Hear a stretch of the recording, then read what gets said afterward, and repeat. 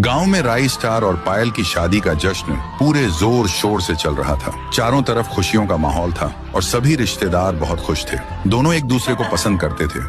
पायल देखने में ऐसी लगा करती थी जैसे स्वर्ग से कोई अप्सरा उतर आई हो, और राई स्टार जो एक बड़ा नेता था और हमेशा गांव वालों की मदद के लिए आगे रहता था। सारे रीति रिवाज और रस्में पूरी होने के बाद दोनों पति पत्नी बनकर अपने घर पहुंचे। घर पहुंचने के बाद माहौल रोमांटिक हो गया।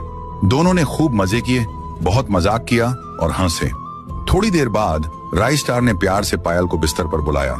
पायल भी बिना किसी झिझक के खुशी खुशी चढ़ गई। अगली सुबह गांव में एक खूबसूरत सी धूप खिली। राई स्टार और पायल अभी भी गहरी नींद में थे।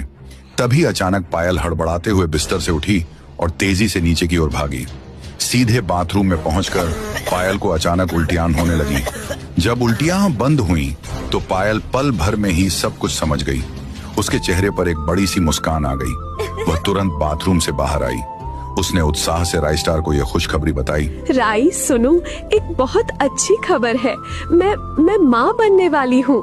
जल्द ही हमारा घर बच्चे के रोने की आवाजों से गूंजने लगेगा। ये सुनते ही राई स्टार भी बहुत खुश हो गया। उसे भी अपने बिजनेस विरासत को संभालने के लिए एक बेटा चाहिए था। कुछ महीनों बाद उनके घर में सचमुच एक बेटा पैदा हुआ। वह काफी नटखट और बहुत ही खूबसूरत था।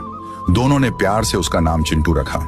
समय तेजी से बीता और चिंटू देखते ही देखते और बड़ा हुआ। राई स्टार पढ़ाई के लिए चिंटू को लंदन भेजने का इंतजाम किया।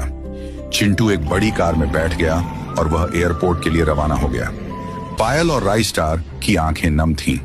कुछ दिनों बाद राई स्टार के भी जाने का समय आ गया। उसने पायल से कहा, पायल, मैं चुनाव के चलते एक जरूरी काम से दूसरे गांव जा रहा हूं। वहां मुझे कुछ प्रदर्शन और मीटिंग्स करनी है। मैं जल्द ही लौटूंगा, तब तक तुम अपना पूरा ख्याल रखना।